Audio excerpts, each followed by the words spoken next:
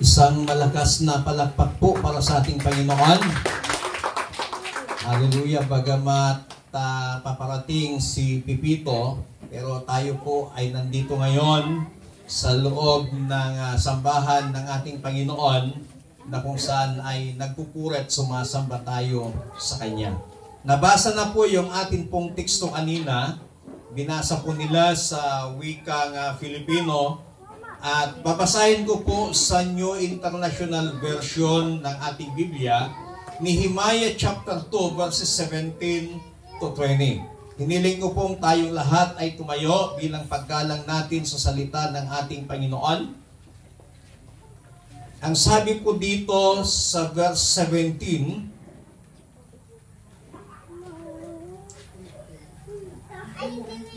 Then I said to them, You see the trouble we are in.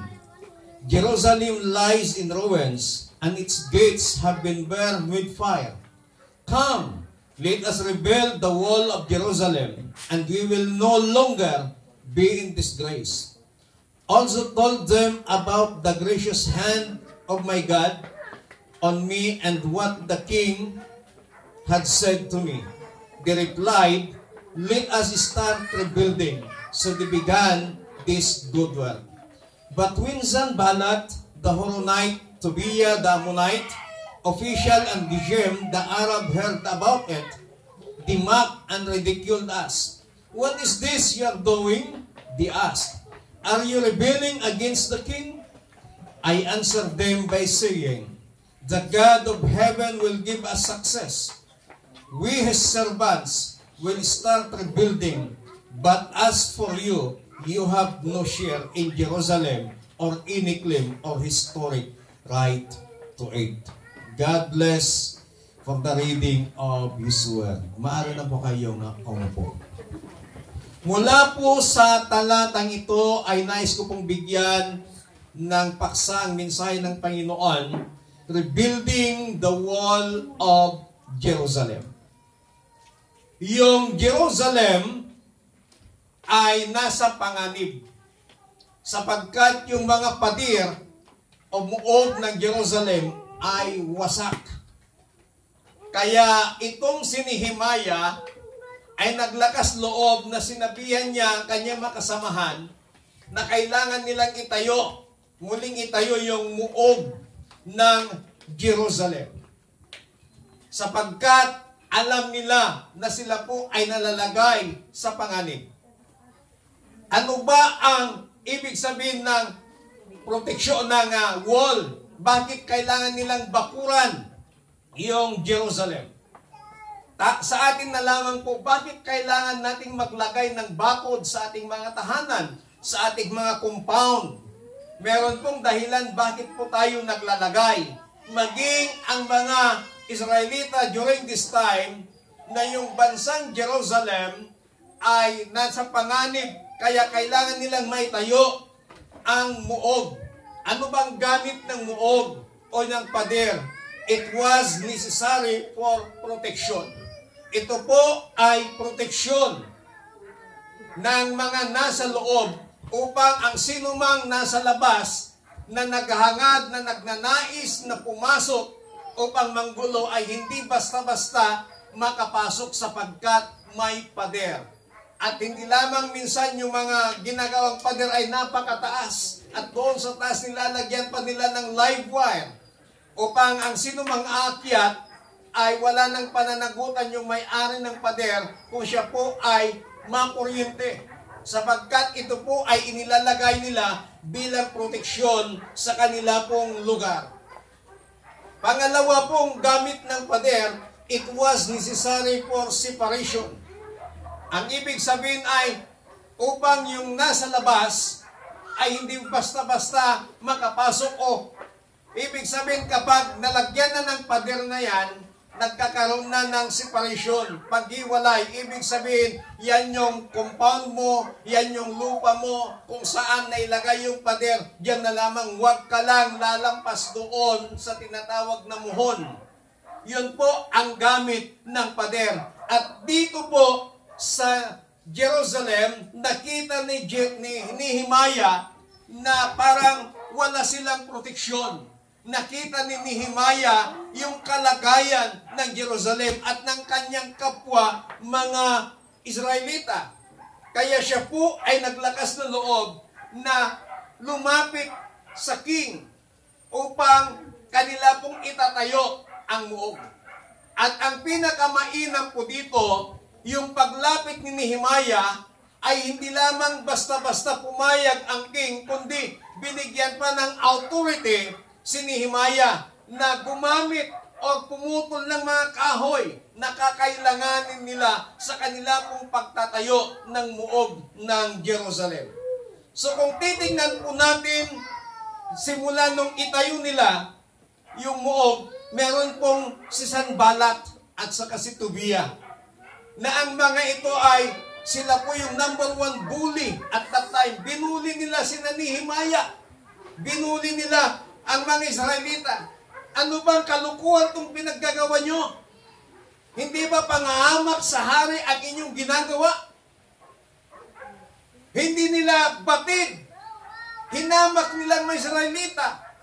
Kundi, ano pong sabi ni Nehemiah? Ang Diyos naming pinaglilingkuran, ipagkakalob niya sa amin ang tagumpay. At, sabi pa niya, kaming mga lingkod niya, kaming mga anak niya, na nagsimulang itayo ang muog ng Jerusalem, ngunit kayo, maging ang lahi ninyo, wala kayong karapatan o kahit ninuman na mabanggit ang pangalan ninyo kapag naitayo ang muog na ito.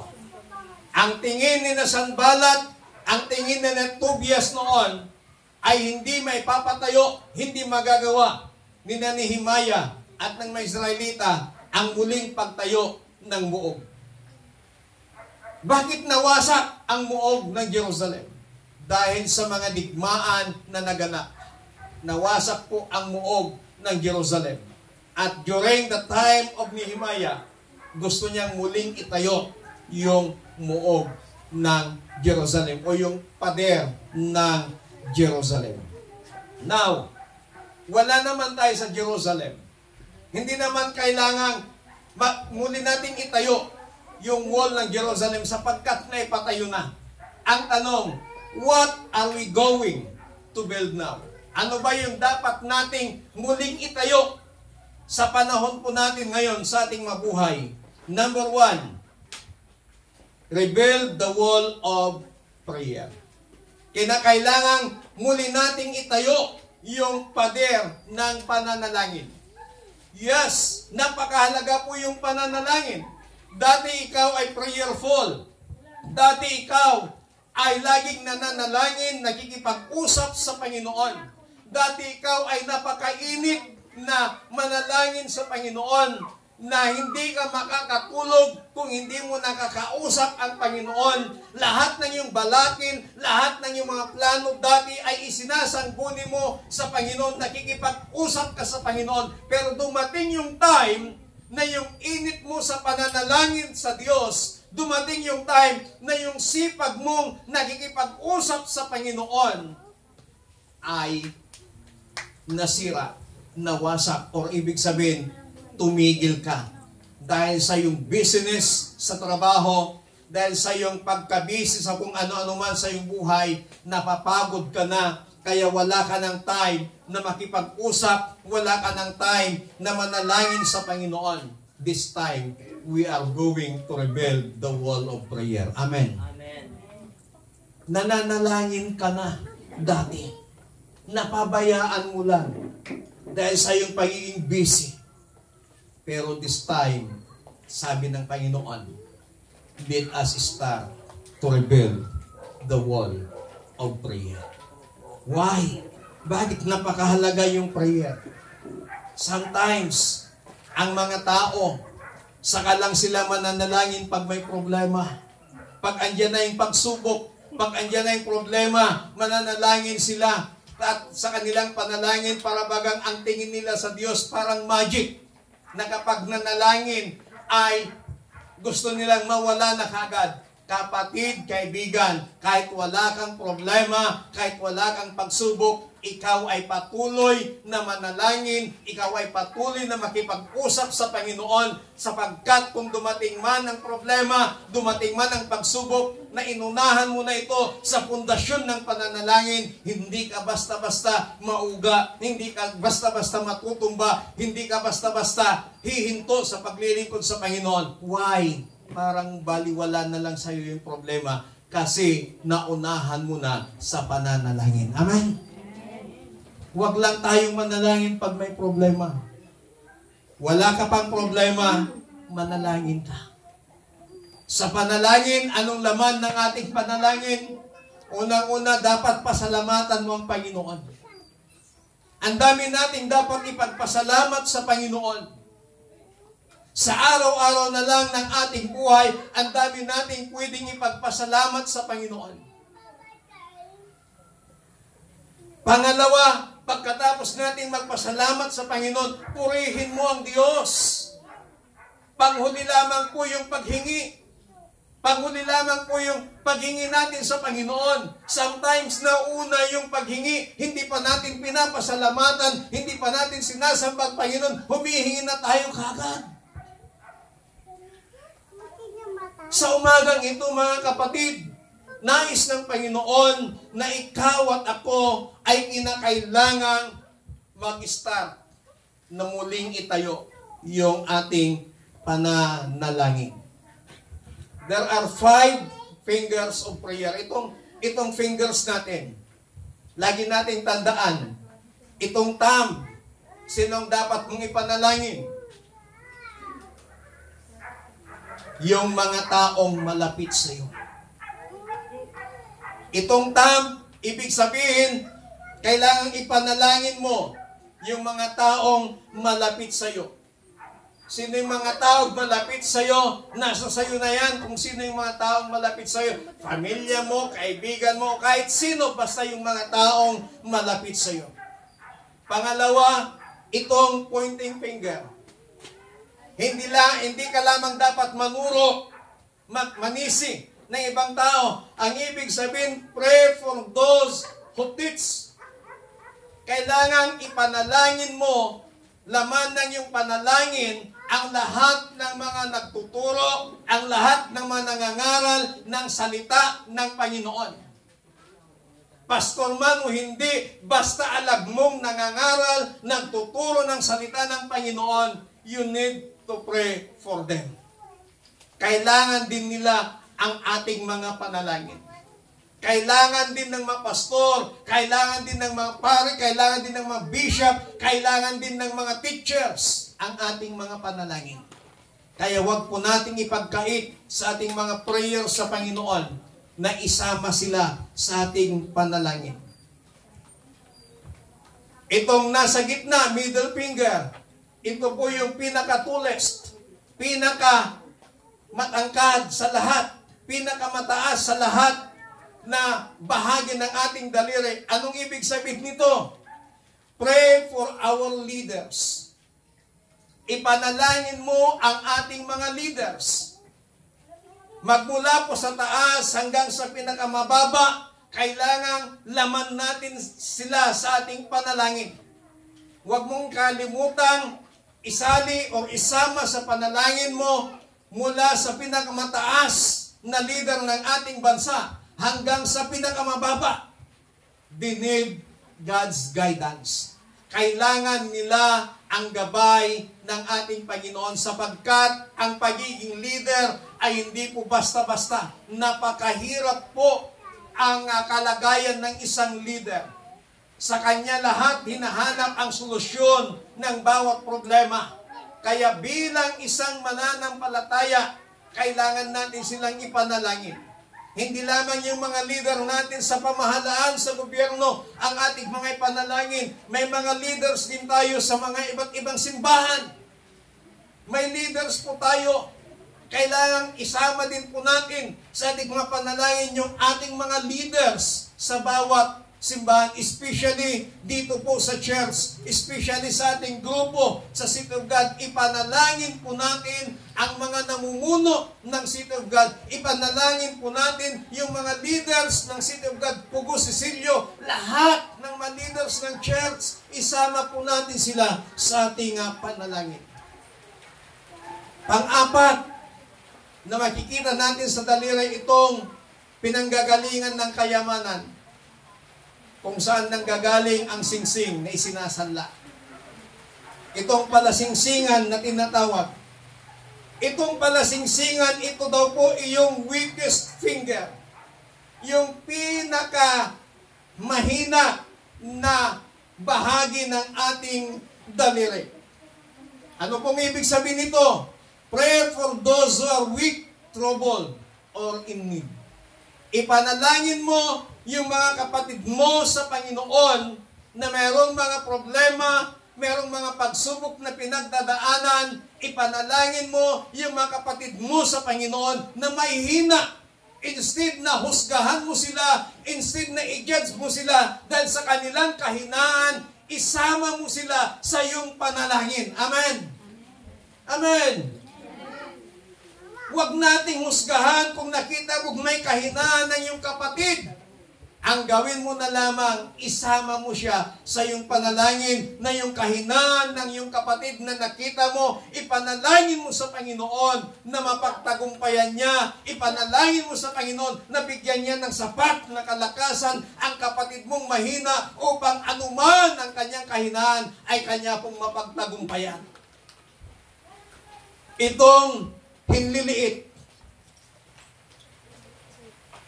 Itong hinliliit na daliri natin, this is the smallest part of our finger. Ano pong ibig sabihin nito? Pray for yourself.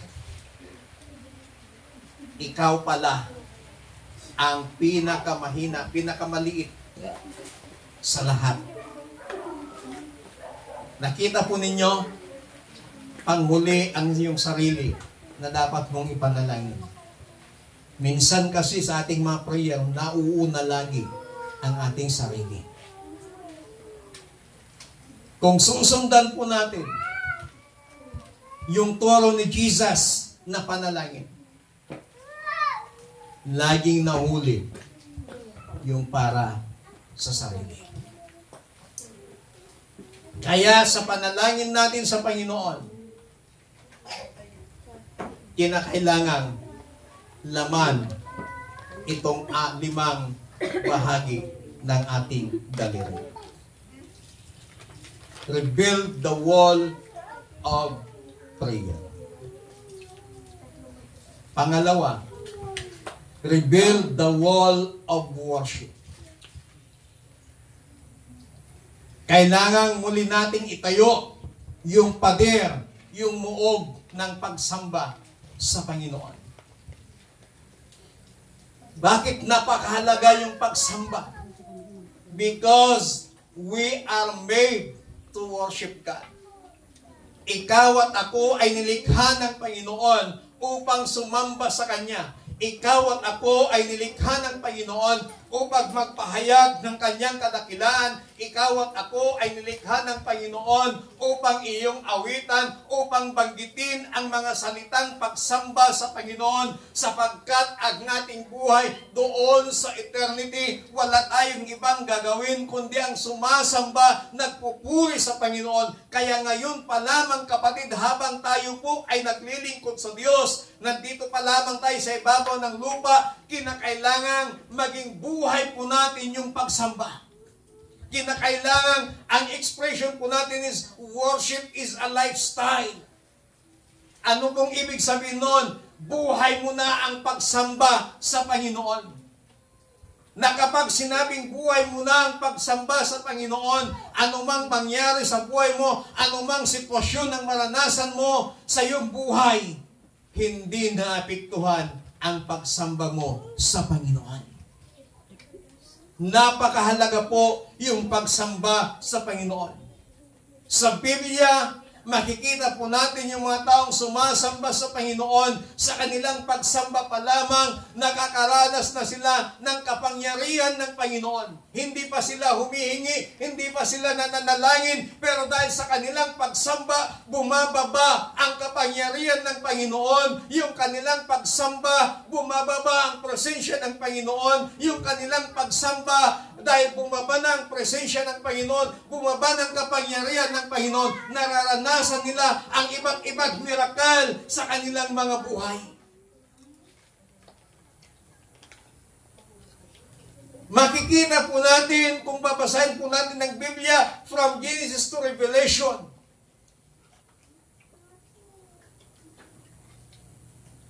ang mga taong sumasamba sa Panginoon, nararanasan nila ang kapangyarihan at presensya ng Panginoon.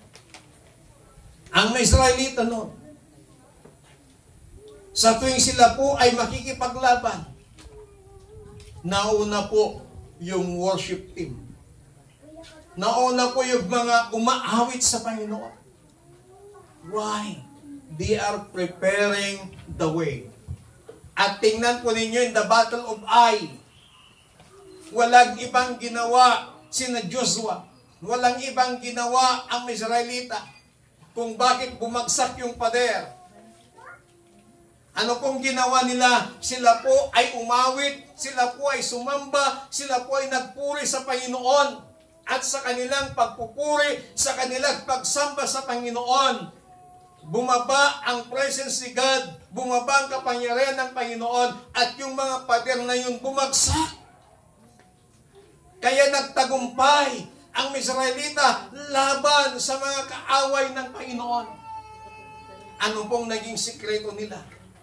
Hindi sila gumamit ng mga pampasabog, kundi ginamit lamang po nila, they worship God. Kapatid, as long as you rebuild your worship life in God, yung problema mong nararanasan, yung problema mo sa buhay, hindi mo namamalayan, ibinabagsak ng Panginoon dahil sa iyong pagsamba. Amen? Kaya napakahalaga po yung ating pagsamba sa Panginoon. Hindi lamang every Sunday na dapat ikaw ay sumamba sa Panginoon, but in every day in our lives, sa bawat araw-araw ng ating buhay, sa ating individual na pamumuhay, huwag nating kalilimutang sumamba sa Panginoon. May dalawang klaseng pagsamba na tinutukoy po ng salita ng Panginoon. Ito yung tinatawag na individual worship. Yung individual worship, yung ikaw lang, yung mag-isa mo lang. Kapag ikaw ay wala ka sa church, kumusta yung pagsamba? At meron tayong tinatawag na corporate worship. Yung corporate worship, itong katulad po ng ginagawa natin every Sunday, tayo po ay nagkakatipon-tipon upang sama-samang magpuri, sama-samang sumamba sa ating pong Panginoon. Kaya, ang sabi ni Nehemiah, let us start rebuilding the wall. Sabihin din natin sa ating sarili na mula ngayon, muli mong itatayo ang muog ng pagsamba sa Panginoon. Dati worshiper ka. Dati ang init-init mong sumamba sa Panginoon. Napakiramdam mo araw-araw linggo. Parang pakiramdam mo ang tagal ng linggo bago dumating. Kasi you are excited to worship God. You are excited na pumunta sa church. You are excited na makasama ang mga kapatiran sa Panginoon para sama-samang sumamba at magpuri sa Diyos. Pero makalipas ang ilang panahon, yung pagiging excited mo, parang nawawala. Yung pagiging worship life mo, parang lumalamig. Pero this time, pinapaalalahanan tayo ng Panginoon. Let us start rebuild the wall of worship. Tayo nga pong lahat ay tumayo. Kumusta po yung ating buhay? Kumusta po yung ating prayer life? Kumusta po yung ating pagsamba sa Panginoon? Sana sa umagang ito, sisimulan po nating itayo. Sisimulan po nating muling itayo yung pader ng pananalangin, yung pader ng ating pagsamba sa Panginoon. Habang inaawit ng ating ma-worship team, yung I give myself away, let's meditate the message of this song na kailangang ibigay natin ang ating buhay sa Panginoon. Sapagkat ang ating buhay ay hindi natin pag-aari. Ito ay pag-aari ng Panginoon. Kaya sa umagang ito, kapatid, simulan po nating muling itayo yung muog ng ating pananalangin sa Panginoon. Yung muog ng ating pagsamba sa Panginoon. Sapagkat kapag naitayo mo na ito sa buhay mo, anumang problema, anumang pagsubok ang maranasan mo sa buhay, hindi ka matatalo. Ang sabi ni Nehemiah, the God of heaven will give us success. Ang Diyos na ating pinapanalanginan, ang Diyos na ating sinasamba, ang siyang magbibigay sa iyo ng tagumpay sa iyong buhay. Hallelujah. Give myself away.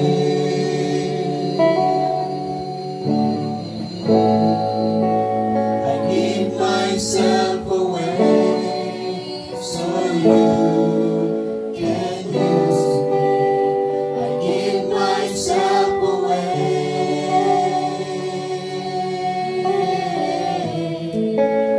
I give myself away so you can use me. Here I am. Here I am. Here I stand. Lord, my life is in your hands. Lord, I'm longing to see your desires revealed in me. I give myself away.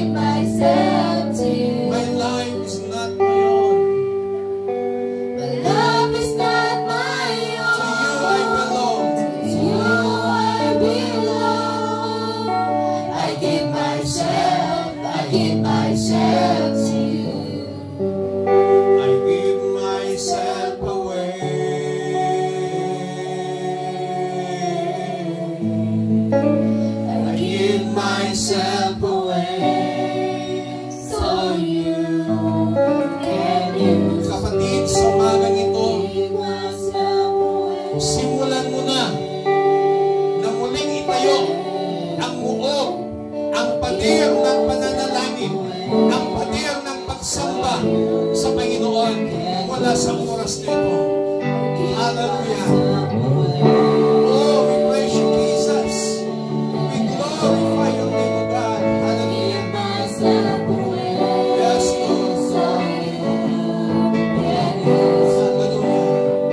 Oh, we praise you, Jesus.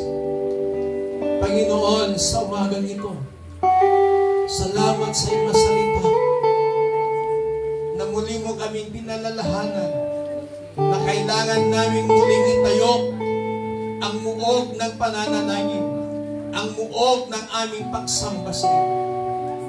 Opo, Panginoon, batid mo ang prayer life ng bawat isa. Batid mo ang aming worship life. Dakilang Diyos sa umagang ito. Through the power of your Holy Spirit, who give us guidance and who give us success sa lahat ng aming mga gawin. Kaya alam namin, Panginoon, sa umagang ito, na sa sino man sa araw na ito ang magdi-decide na muli niyang itatayo ang muog ng pananalangin sa kanyang buhay, ang muog ng kanyang pagsamba sa iyo, siya po ay magtatagumpay sa lahat ng aspeto ng kanyang buhay. Gaya ng sinabi ni Nehemiah na the God of heavens will give us success. Masasabi din namin, Panginoon, ng Diyos na nasa langit naming pinapanalanginan, ang Diyos na nasa langit naming sinasamba will give us success in our lives. Salamat, Panginoon. Salamat po sa muling pagtatayo ng muog ng aming panalangin, ng muog ng aming pagsamba sa iyo. At habang itinatayo namin ito, Panginoon, habang ito ay aming sinisimulan, alam namin may mga disturbance na gagawin ng akaaway. Pero sa umagang ito, cover us with your precious blood, O God, na sa sino mang magdidesisyon na kanyang muling itatayo ang muog ng pananalangin at ang muog ng pagsamba sa kanyang buhay, hindi siya madidisturbo ng kaaway sapagkat sasamahan mo at tutulungan mo ang bawat isa. Marami pong salamat, Panginoon, and we give you all the glory, praises, and thanksgiving. In Jesus Christ, in mighty name we pray. Amen. Palakpakan natin na malakas ang Panginoon. Hallelujah.